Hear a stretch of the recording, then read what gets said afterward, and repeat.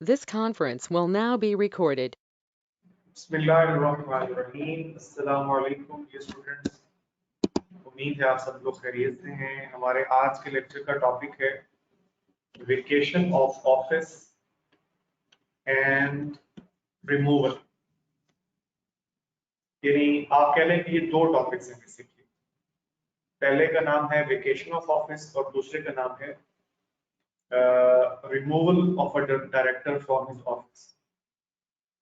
तो पहले हम वेकेशन ऑफ ऑफिस का टॉपिक डिस्कस करते हैं। लफ्ज वेकेशन का मतलब होता है खाली हो जाना और ऑफिस का मतलब होता है ओहदा, डेजिग्नेशन, पोजीशन, मनसब। तो किन सूरतों में डायरेक्टर का ओहदा, डायरेक्टर की पोजीशन वेकेटेड तस्वुर की जाएगी, मतलब किन सूरतों में डायरेक्टर डायरेक्टर नहीं रहेगा और उससे जो उसकी पोजीशन है वो खत्म हो जाएगी। और जो ऑफिस है, ऑफिस का मतलब ही बताया मैंने आपको, ओहदा, मनसब, पोजीशन। तो डायरेक्टर की पोजीशन वेकेटेड हो जाएगी। तो वो कौन कौन सी सूरतें हैं, उसमें सबसे पहली है कि if he becomes ineligible to be appointed as director. अगर एक पर्सन डायरेक्टर अपॉइंट होते वक्त एलिजिबल था, लेकिन बाद में किसी वजह से वो इनएलिजिबल हो गया, तो जो ही वो इनएलिजिबल हुआ तो उसी वक्त वो फिर डायरेक्टर नहीं रहेगा। अब आप याद कीजिए, हमने इसी चैप्टर में पहले एक लेक्चर में इन एलिजिबिलिटीज पढ़ी थी। मैं उम्मीद करता हूँ आपको याद होंगी। जैसे कि आपको याद होगा, हमने पढ़ा था कि वो अगर अनसाउंड माइंड, अगर एक अनसाउंड माइंड पर्सन है तो वो डायरेक्टर अपॉइंट नहीं हो सकता। इंसॉल्वेंट है तो डायरेक्टर अपॉइंट नहीं हो सकता। और बहुत सारे केसेस थे। याद आ रहा है जी? तो फर्ज करें कि एक पर्सन जब डायरेक्टर अपॉइंट हुआ था उस वक्त तो वो बिल्कुल ठीक था, मतलब साउंड माइंड भी था और बाकी भी तमाम उसमें एलिजिबिलिटीज थी। लेकिन बाद में कोई एक इनएलिजिबिलिटी आ गई, मिसाल के तौर पे अनसाउंड माइंड हो गया किसी हादसे या बीमारी की वजह से, या किसी भी वजह से वो अनसाउंड माइंड अगर हो जाता है, या इनसॉल्वेंट उसे डिक्लेयर कर दिया जाता है कोर्ट की तरफ से। तो वो जो आपने पॉइंट्स पढ़े थे इन एलिजिबिलिटीज वाले, सिवाय माइनर के, आपको पता है मेजर पर्सन ही डायरेक्टर अपॉइंट हो सकता है। अब वंस अगेन तो वो माइनर नहीं हो सकता ना, तो सिवाय वो माइनर वाले पॉइंट के बाकी जितने भी पॉइंट्स आपने पढ़े हैं इन एलिजिबिलिटीज वाले, उनमें से कोई एक इन एलिजिबिलिटी अगर डायरेक्टर में आ गई तो डायरेक्टर का ओहदा, उस डायरेक्टर का ओहदा खाली तस्वुर किया जाएगा, मतलब अब वो डायरेक्टर नहीं रहेगा। जी बताएं, पहला पॉइंट समझ आ गया? अच्छा, दूसरा पॉइंट है, सेकंड पॉइंट है जी आपका, if he absents himself from 3 consecutive meetings of the board without seeking leave of absence। मुसलसल 3 बोर्ड मीटिंग्स से अगर एक डायरेक्टर गैर हाजिर रहे और इस एब्सेंस की उसने छुट्टी भी नहीं ली थी, इजाजत भी नहीं ली थी, तो लीव ऑफ एब्सेंस के बगैर ही वो मुसलसल 3 बोर्ड मीटिंग्स से गैर हाजिर रहा, एब्सेंट रहा, तो इस सूरत में भी अब वो डायरेक्टर बनने का अहल, डायरेक्टर तो पहले था वो, लेकिन अब वो फिर डायरेक्टर नहीं रहेगा और उसका जो ओहदा है वो खालिद तस्वुर किया जाएगा। और जाहिर सी बात है, फिर इसके बाद वो जो हमने कल टॉपिक पढ़ा था कैजुअल वैकेंसी फिल करने वाला, फिर वो प्रोसेस होगा। अच्छा, तीसरा पॉइंट है, अच्छा ये जो थर्ड पॉइंट है इसको समझाने के लिए एक स्केच मैंने बनाया हुआ है, ठीक है? इस स्केच के जरिए हम ये पॉइंट समझते हैं। ये पॉइंट नंबर 3 है। फर्ज करें मिस्टर अली इस कंपनी में डायरेक्टर है, मिस्टर अली इस कंपनी में डायरेक्टर है। तो अगर अली ने, जो इस कंपनी में डायरेक्टर है, अपनी इस कंपनी से लोन ले लिया, कानून में दिए गए तरीकाकार को फॉलो ना करते हुए, उसकी वायलेशन करते हुए, कानून में जो तरीकाकार दिया गया है डायरेक्टर को लोन देने का, वो हम आइंदा आने वाले लेक्चर्स में पढ़ेंगे कि अगर कोई डायरेक्टर अपनी कंपनी से लोन ले सकता है तो उसके लिए क्या शराइत है। तो उन्हीं शराइत को फुलफिल करके वो लोन लिया जा सकता है, अदरवाइज डायरेक्टर कंपनी से लोन नहीं ले सकता। तो अगर अली साहब जो कि इस कंपनी में डायरेक्टर हैं, इन्होंने कंपनीज एक्ट में दिए गए तरीकाकार की मुखालफत करते हुए, उसकी वायलेशन करते हुए, यानी वो जो शराइत कानून ने दी हैं लोन लेने के लिए, उनको फॉलो नहीं किया, तो अली ने अगर अपनी कंपनी से लोन ले लिया इन contravention of the companies act, तो इस सूरत में ये जो मिस्टर अली हैं, जो डायरेक्टर साहब थे, ये फिर अब डायरेक्टर नहीं रहेंगे। इसी तरह अगर ये मिस्टर अली जो इस कंपनी में डायरेक्टर हैं, लेकिन एट द सेम टाइम यही अली साहब एक फर्म के अंदर पार्टनर हो गया, ठीक है, तो अली ने खुद तो लोन नहीं लिया, लेकिन कंपनी से उस फर्म ने लोन ले लिया है जिस फर्म में ये अली पार्टनर था। ठीक है जी, बात समझ आ गई है। और लोन कैसे लिया इस फर्म ने, वही चीज, इन कॉन्ट्रावेंशन ऑफ कंपनीज एक्ट, यानी कंपनीज एक्ट में जो भी शराइत लिखी हुई है उन शराइत की वायलेशन करते हुए, उन रिक्वायरमेंट को फुलफिल ना करते हुए इस फर्म ने इस कंपनी से लोन एक्सेप्ट कर लिया। दो बातें होगी। तीसरी बात है कि ये जो मिस्टर अली हैं, ये इस कंपनी में डायरेक्टर तो है ही है, ये इनकी पेरेंट कंपनी है, इस कंपनी में डायरेक्टर है, लेकिन ये मिस्टर अली एक और प्राइवेट कंपनी है, उस प्राइवेट कंपनी में भी डायरेक्टर है, ये जो अली है। अच्छा, और इस प्राइवेट कंपनी ने इस कंपनी से लोन लिया कंपनीज एक्ट की रिक्वायरमेंट्स की वायलेशन करते हुए, ठीक है। तो अगर इस प्राइवेट कंपनी ने भी लोन ले लिया इस कंपनी से, तो इस सूरत में भी ये जो डायरेक्टर साहब हैं, ये फिर अब डायरेक्टर नहीं रहेंगे, ठीक है। तो दादा की बात समझ आ गई। तो अब आप ये जरा प्रोविजन यहां से पढ़ लें कि ही, his partnership firm in which he is a director, or any private company in which he is a director, इन तीनों में से कोई भी सूरत हो, अगर इन तीनों में से कोई भी लोन एक्सेप्ट कर ले और guarantee from the company in contravention of companies act, तो इस सूरत में वो जो डायरेक्टर साहब है ना, वो फिर इनएलिजिबल, वो फिर उसका जो होता है वो वेकेटेड हो जाएगा, वो फिर खालिद सबूत किया जाएगा और आप वो डायरेक्टर नहीं रहेंगे। अच्छा, लोन की हद तक तो बात आपको समझ आ गई है। ये वाला क्या अल्फाज है, और गारंटी, इसका मतलब ये है कि हो सकता है अली, ये जो कंपनी में डायरेक्टर है, ये कहे कि चलें कंपनी से मैं लोन नहीं लेता, लोन मैं ले लेता हूं किसी बैंक से, ठीक है, और ये जो मेरी कंपनी है ये इस बैंक को गारंटी देता है, ठीक है।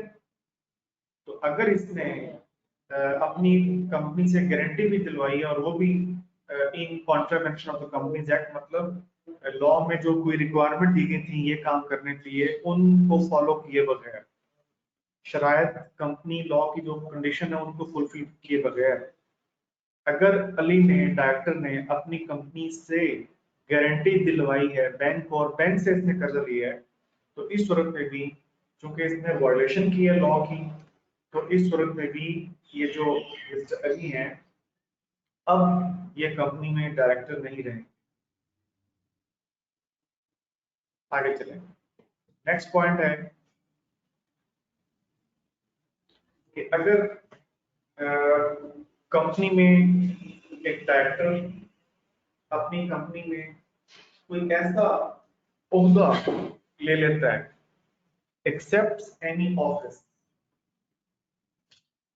यहाँ पे ऑफिस का मतलब ओहदा, मनसब, पोजीशन, डेजिग्नेशन। अगर एक डायरेक्टर होने के साथ साथ, यानी इसके पास डायरेक्टर का ओहदा भी है,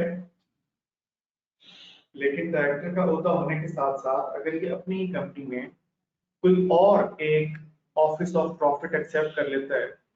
अब इस ऑफिस ऑफ प्रॉफिट, इन अल्फाज का मतलब है कोई और ऐसा ओहदा एक्सेप्ट कर लेता है कि जिस ओहदे से कोई फायदा हासिल होता है, जैसे सैलरी हासिल होती है या अदर परक्विजिट्स हासिल होते हैं।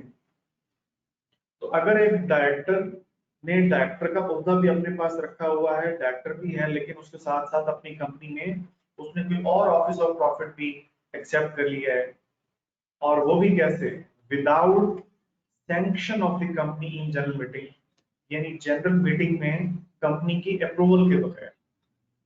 सैंक्शन मतलब अप्रूवल के बगैर, मंजूरी के बगैर उसने कोई ऑफिस ऑफ प्रॉफिट एक्सेप्ट किया है, तो इस सूरत में फिर वो अपने डायरेक्टर के ओहदे से हाथ धो बैठेगा, फिर वो डायरेक्टर नहीं रहेगा।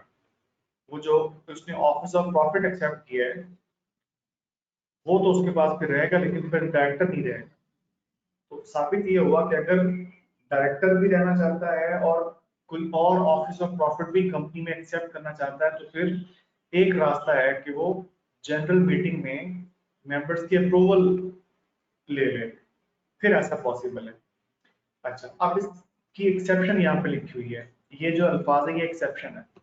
Other than that of chief executive और लीगल एडवाइजर और टेक्निकल एडवाइजर, इसका मतलब ये है कि डायरेक्टर का ओहदा भी अगर अपने पास वो रखना चाहता है और उसके साथ साथ वो अगर उसे चीफ एग्जीक्यूटिव अपॉइंट कर दिया गया तो वो चीफ एग्जीक्यूटिव भी बन सकता है, यानी डायरेक्टर भी रह सकता है और चीफ एग्जीक्यूटिव का ओहदा भी इसके पास रह सकता है।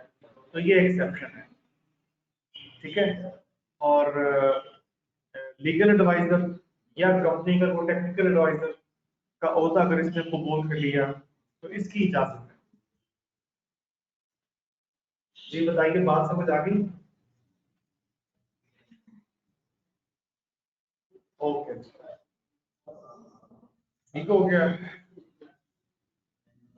इसके बाद नेक्स्ट ये पॉइंट देखिए, कहते हैं कि ये तो चार वो पॉइंट्स हैं, वो ग्राउंड्स हैं कि जो खुद लॉ ने बता दिए हैं कि इन चारों में से किसी भी सिचुएशन में डायरेक्टर डायरेक्टर नहीं रहेगा, उसका ओहदा खाली तस्वुर किया जाएगा, ठीक है।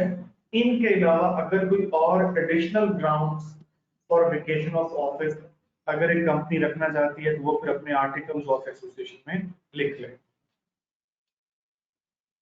कोई और वजूहात या रीजन या ग्राउंड्स जिनकी बुनियाद पे एक डायरेक्टर का ओहदा खाली तस्वुर किया जाएगा, अगर कंपनी वो भी रखना चाहती है तो इजाजत है कानून की तरफ से कि वो फिर आर्टिकल्स ऑफ एसोसिएशन में लिखी जा सकती है।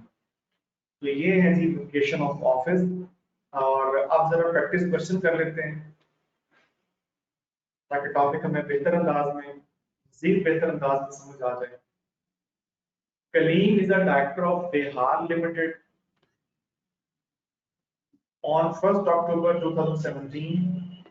Kaleem went abroad on a personal trip and returned back on 15th February 2018. ठीक है? He was unable to attend 5 board meetings which were held during this period.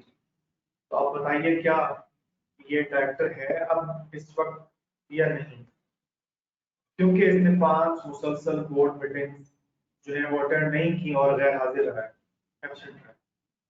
तो जवाब है कि Kaleem shall ipso facto cease to hold office. Ipso facto मतलब by this fact, यानी कि इस रीजन की बुनियाद पे जो इसने अभी बताई गई है ये वाली, इसने 5 मुसलसल बोर्ड मीटिंग अटेंड नहीं की, इस रीजन की बुनियाद पे। इप्सो फैक्टो के अल्फाज का मतलब होता है बाय द वेरी फैक्ट, और आसान मतलब अगर आपको बताऊं तो इसका मतलब है इस वजह से। तो इस वजह से जो वजह बयान की गई है, इस वजह से clean shall cease to hold office if he was absent for at least 3 consecutive board meetings unless he has obtained leave of absence.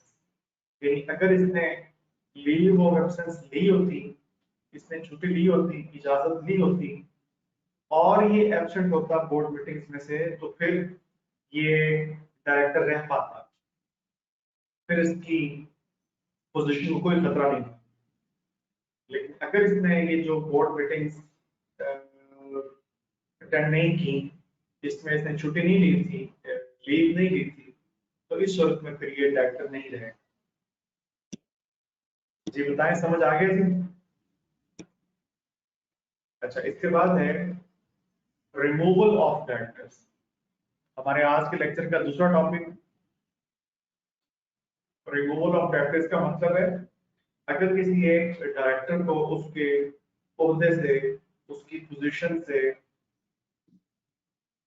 हटाना हो, रिमूव करना हो, तो वो कैसे रिमूव किया जा सके। तो ये है रिमूवल ऑफ डायरेक्टर का मतलब, जो आप अब टॉपिक शुरू करने लगे। इसमें सबसे पहली बात तो आप ये याद रखें कि अगर किसी डायरेक्टर को उसके ओहदे से, उसके ऑफिस से हटाना हो, तो उसके लिए जनरल मीटिंग में, मेंबर्स की जनरल मीटिंग में रेजोल्यूशन पास करवानी पड़ती है। और आप जानते हैं कि जब भी रेजोल्यूशन पेश की जाती है तो वोट्स कास्ट होते हैं। अच्छा, ये जो टॉपिक है ये बड़ा दिलचस्प टॉपिक है इस लिहाज से कि एक डायरेक्टर को उसके ओहदे से रिमूव करवाने के लिए जनरल मीटिंग में जो करारदाद पेश की गई, जो रेजोल्यूशन पेश की गई, तो इसमें वो वोट्स मैटर करते हैं कि जो वोट्स इस रेजोल्यूशन के अगेंस्ट कास्ट होते हैं, वो वोट्स मैटर करते हैं। ये जुमला मेरा प्लीज याद रखिएगा, रेजोल्यूशन के अगेंस्ट कास्ट होने वाले वोट मैटर करते हैं, ठीक है। अब इसकी फर्दर वजाहत मैं करता हूं, जरा ये आगे वाले पॉइंट देख लें। अगर एक इलेक्टेड डायरेक्टर को उसके ऑफिस से रिमूव करना हो तो उसका तरीकाकार मुख्तलिफ है, जो ये दिया गया है अभी हम पढ़ते हैं। और अगर किसी ऐसे डायरेक्टर को उसके ओहदे से हटाना हो कि जो डायरेक्टर अनअपोज्ड इलेक्ट हुआ था, या फर्स्ट डायरेक्टर्स में से किसी डायरेक्टर को उसके ओहदे से हटाना हो, या कैजुअल वैकेंसी के तहत जो डायरेक्टर फिल किया गया था, जो अपॉइंट किया गया था, उसको ओहदे से हटाना हो, तो इन तीनों में से किसी किस्म के डायरेक्टर को उसके ओहदे से हटाना हो तो ये है प्रोसीजर, ये तरीकाकार है, ये फॉर्मूला है, ठीक है। तो पहले हम इसको डिस्कस करते हैं कि अगर एक इलेक्टेड डायरेक्टर को उसके ऑफिस से रिमूव करना हो, उसके ओहदे से हटाना हो, तो क्या तरीकाकार है। तो बच्चों पहले तो जैसे अभी मैंने बताया कि जनरल मीटिंग में करारदाद पेश करनी पड़ेगी, लेकिन एक काम करना है हमें कि वो जो पिछली जनरल मीटिंग हुई थी जिसमें के डायरेक्टर्स इलेक्ट हुए थे, ये जरा प्लीज अल्फाज गौर से सुनते जाइएगा। इससे पहले कि करारदाद पेश की जाए जनरल मीटिंग में रिमूवल के लिए, मैंने कहा एक काम करना है, वो ये कि हमें मालूम करना है कि जिस पिछली जनरल मीटिंग में डायरेक्टर्स का इलेक्शन हुआ था, उस इलेक्शन ऑफ डायरेक्टर्स में सबसे कम वोट्स लेके जो डायरेक्टर मुंतखब हुआ था, इलेक्ट हुआ था, उसके नंबर ऑफ वोट्स कितने थे, हमें वो मालूम करने हैं। आप पूछेंगे वो क्यों? क्योंकि उससे हमने एक बेंचमार्क बनाना है। तो अगर तो वो नंबर ऑफ वोट्स जो कि पिछले डायरेक्टर्स के इलेक्शन के मौका पे वो नंबर ऑफ वोट्स, कम से कम नंबर ऑफ वोट्स के जैसे लेके तो एक डायरेक्टर मुंतखब हो गया था, वो हमारे पास अब बेंचमार्क है। अगर अब रेजोल्यूशन पेश की जाए जनरल मीटिंग में कि जिसमें डायरेक्टर को रिमूव करना है उसके ओहदे से, अगर तो इस पेश की गई रेजोल्यूशन के खिलाफ जो वोट्स आते हैं वो उस बेंचमार्क के बराबर हो जाते हैं या उससे बढ़ जाते हैं, तो इस सूरत में वो डायरेक्टर जिसको ओहदे से हटाना था तो उसको नहीं हटाया जाएगा, उसकी रिमूवल बच जाएगी। और अगर उस बेंचमार्क से कम वोट्स मुखालफत में आए हैं तो उस सूरत में फिर ये ओहदे से रिमूव हो जाएगा। इस कॉन्सेप्ट को बेहतर अंदाज में समझने के लिए एक प्रैक्टिस क्वेश्चन सॉल्व करते हैं। ये प्रैक्टिस क्वेश्चन नंबर 10 देखते हैं जी। ये इसी फॉर्मूला के ऊपर है। Mister Aslam was elected as a director in ABC Limited 1 year ago। अब ये इंफॉर्मेशन बड़े काम की है। Company has 2 million shares and 7 directors. He was the last one to become director by securing 1.5 million votes। ये लें। He was the last one, यानी और भी जो डायरेक्टर्स मुंतखब हुए थे उन्होंने इससे ज्यादा वोट्स लिए थे। किसी ने 2 मिलियन वोट्स लिए, किसी ने 3 मिलियन वोट्स लिए। तो सबसे कम वोट्स लेके जो बंदा मुंतखब हुआ था, सबसे कम वोट्स लेके वो असलम था और इसके 1.5 मिलियन वोट्स थे। अच्छा, अब इसको ओहदे से हटाने की सोची जा रही है कि इसको इसके ओहदे से रिमूव किया जाए, हटाया जाए। So our resolution has been moved in the general meeting to remove Aslam from his position. So how much votes Aslam required to save his seat? कोई बताएगा? अभी जो ऊपर हमने फॉर्मूला पढ़ा है उसके मुताबिक। जी, तो मैंने कहा था हमें वो बेंचमार्क चाहिए, यानी हमें वो नंबर ऑफ वोट्स मालूम करने हैं कि जो पिछली जनरल मीटिंग में सबसे कम वोट्स लेके डायरेक्टर जो मुंतखब हुआ था उसके नंबर ऑफ वोट्स कितने थे। तो वो थे जनाब 1.5 मिलियन। तो at least 1.5 million votes which is the least number of votes sufficient to make a person director तो इन लास्ट इलेक्शन। तो इसका मतलब है कि मिस्टर असलम को इसके ओहदे से हटाने के लिए किसी जनरल मीटिंग के अंदर जो करारदाद पेश की गई है, अगर उस करारदाद अगर उस रेजोल्यूशन के अगेंस्ट कास्ट होने वाले वोट्स 1.5 मिलियन हो गए या इससे भी बढ़ गए तो इसकी रिमूवल नहीं होगी। और अगर 1.5 मिलियन वोट्स से कम वोट्स कास्ट हुए हैं इस रेजोल्यूशन के अगेंस्ट, तो फिर ये ओहदे से रिमूव कर दिया जाएगा या हो जाएगा। तो सीट बचाने के लिए इसे 1.5 मिलियन वोट्स चाहिए करारदाद की मुखालफत। जी बताएं, बात समझ आ गई थी?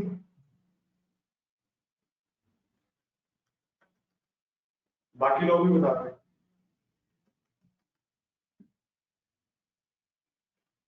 अच्छा,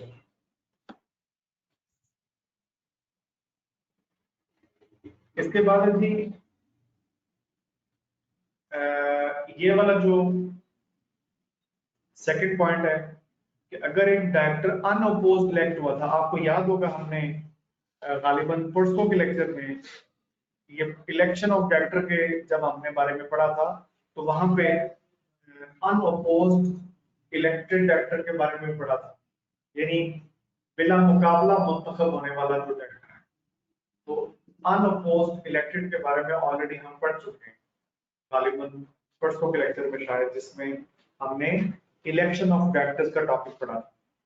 तो अगर डायरेक्टर अनअपोज्ड इलेक्ट हुआ था उसको उसके ओहदे से हटाना है, या जैसे मैंने कहा फर्स्ट डायरेक्टर में से किसी डायरेक्टर को या कैजुअल वैकेंसी के तहत जो कोई अपॉइंटमेंट हुई थी उसको फिल करने के लिए उस कैजुअल वैकेंसी को, तो अगर इस डायरेक्टर को इसके ओहदे से हटाना है तो उसका फॉर्मूला ये है, एक बेंचमार्क जो है वो बनाया जाएगा। और वो कैसे बनाया जाएगा? फॉर्मूला ये है, number of director for the term multiplied by number of voting shares, यानी टोटल जो नंबर ऑफ शेयर्स हैं कंपनी के, वोटिंग शेयर्स, और डिवाइड करेंगे हम number of directors for the time being. अच्छा, अब अगर आप ये सोच रहे हैं कि इन दोनों में क्या फर्क है, number of directors for the term, इसका मतलब है कि वो जो 3 साल मुद्दत जो मुकर्रर की गई थी डायरेक्टर्स के लिए, तो उस मुद्दत के लिए कितने डायरेक्टर्स तादाद मुकर्रर की गई थी, इससे मुराद तो वो है number of directors for the term, यानी डायरेक्टर्स की जो टर्म है उस टर्म के लिए जो तादाद मुकर्रर की गई। और यहाँ पे हमने क्या लिखना है, number of directors for the time being, मतलब इस वक्त प्रेजेंट कितने हैं, मौजूदा डायरेक्टर्स कितने हैं, मौजूदा प्रेजेंट कितने हैं, ठीक है। क्योंकि हो सकता है ना कि अगर 8 तादाद मुकर्रर की गई थी डायरेक्टर्स की और उसमें से एक फौत हुआ था और इस वक्त मौजूदा 7 थे, तो ये भी तो हो सकता है। लेकिन ये भी हो सकता है कि जितनी तादाद मुकर्रर की गई थी टर्म के लिए अभी भी उतनी है, तो फिर यहाँ पे 8 लिख देंगे तो यहाँ पे 8 लिख देंगे, अभी भी डायरेक्टर्स उतने ही हैं, तो इस तरह से फिर दोनों जगहों पे ये आ जाएगा। तो ये इस तरह हमारे पास एक जो है ये फॉर्मूला है, इस फॉर्मूले के मुताबिक हमारे पास एक बेंचमार्क आ जाएगा, और फिर क्या करेंगे कि रेजोल्यूशन पेश की जाएगी इन तीनों में से जिस भी डायरेक्टर को उसके उद्देश्य से हटाना है। तो अगर तो उस रेजोल्यूशन के अगेंस्ट कास्ट होने वाले वोट्स उस फार्मूला के नतीजे में जो बेंचमार्क है, करारदाद की मुखालफत में आने वाले वोट्स उस बेंचमार्क से अगर बराबर हो गए या उससे ज्यादा हो गए तो रिमूवल बच जाएगी, और अगर कम वोट्स कास्ट हुए तो रिमूवल हो जाएगी। ठीक है जी। और इस कॉन्सेप्ट के ऊपर ये एग्जांपल नंबर 22 है, ये प्रैक्टिस क्वेश्चन नंबर 22, ठीक है। प्रैक्टिस क्वेश्चन नंबर 12,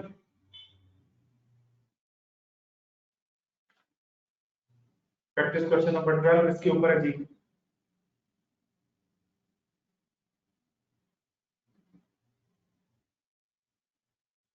तो देखते हैं, Aslam was elected as a director to fill in a casual vacancy.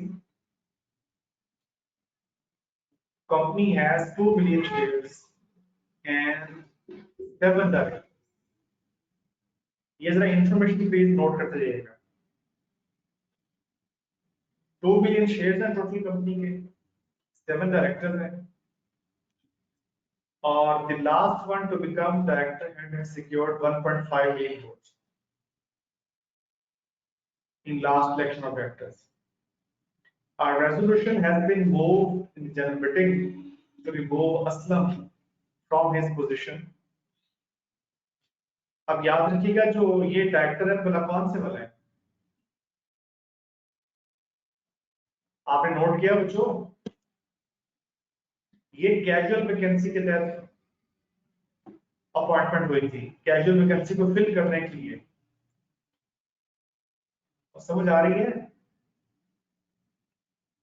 ये देखिए कैजुअल वैकेंसी को फिल करने के लिए असलम की अपॉइंटमेंट हुई, तो ये वो वाला है। अब इसको इसके ओहदे से रिमूव करना है तो क्या करेंगे, जरा बताएंगे। जो फॉर्म, ये जो इंफॉर्मेशन गिवन है, इस इंफॉर्मेशन के मुताबिक फॉर्मूला जी उसको अप्लाई करें फिर। हाँ जी, वो जो फॉर्मूला बाद में हमने पढ़ा था नंबर 2 पे, वो अप्लाई होगा। तो नंबर ऑफ डायरेक्टर्स कितने हैं बताएं, number of directors for the term 7, ये 7 आ गए, और कंपनी के टोटल नंबर ऑफ शेयर्स कितने हैं, ये है 2 बिलियन, तो यहाँ पे 2 बिलियन आ जाएगा। और इसको डिवाइड किससे करना है, number of directors for the time being, अभी मौजूदा भी 7 ही है, अगर सिर्फ वाज़ेह तौर पे नहीं लिखा हुआ, लेकिन असम्पशन यही है कि अभी भी 7 ही, कोई फॉल्ट नहीं हुआ, कोई छोड़ के नहीं गया, तो जिसको रिमूव करना है वो अभी तो है ना, अभी तो वो है ना, अभी रिमूव हुआ तो नहीं ना, तो उसको इसमें काउंट करेंगे हम, number of directors for the time being है उसको काउंट करेंगे। मौजूदा डायरेक्टर्स में वो अभी तो है, तो अभी भी 7 ही है, ठीक है। तो बेंचमार्क क्या हमारे सामने आया, 2 मिलियन वोट्स। ले लिए आपके पास बेंचमार्क आ गया। तो अब क्या होगा, अगर तो रेजोल्यूशन जो कि इस डायरेक्टर को ओहदे से रिमूव करने के लिए पेश की गई है, अगर तो उस रेजोल्यूशन के खिलाफ कास्ट होने वाले वोट्स 2 मिलियन हो गए या इससे भी बढ़ गए, तो इस डायरेक्टर की रिमूवल इसके ओहदे से नहीं होगी। हाँ, अगर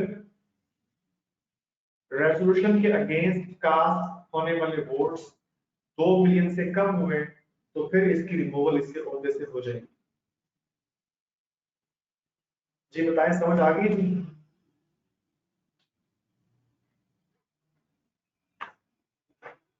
ओके जी, बाकी लोग भी बता दें, पॉइंट क्लियर? चलिए, गुड हो गया। तो इस तरह हमारा ये टॉपिक जो है ये मुकम्मल हुआ। अच्छा, अब इसके आगे ना आपको ये 2-3 प्रैक्टिस क्वेश्चन दे रहा हूँ प्रैक्टिस करने के लिए, पास्ट पेपर से क्वेश्चन। 2-3 हमने अभी क्लास में सॉल्व किए हैं प्रैक्टिस क्वेश्चन, और 2 दिन में आपको रेफर कर रहा हूँ प्रैक्टिस के लिए। ये 13 से लेके तो 15, 13, 14, 15, ठीक है, ये 3 है। तो उसके असाइनमेंट बना के तो मुझे आपने भेजनी है। ओके जी,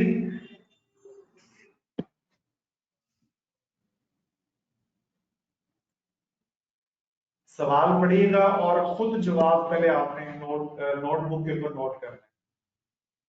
प्लीज पहले आपने आंसर नहीं देख लेना।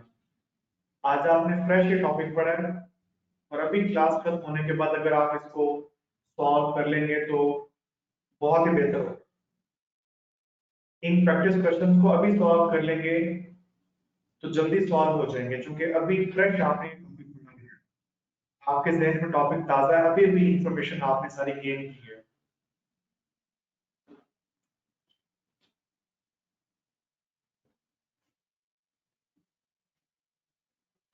ठीक है जी, तो नेक्स्ट टॉपिक में इंशाल्लाह नेक्स्ट लेक्चर में नेक्स्ट नए टॉपिक के साथ फिर मिलेंगे। तब तक के लिए अल्लाह हाफिज।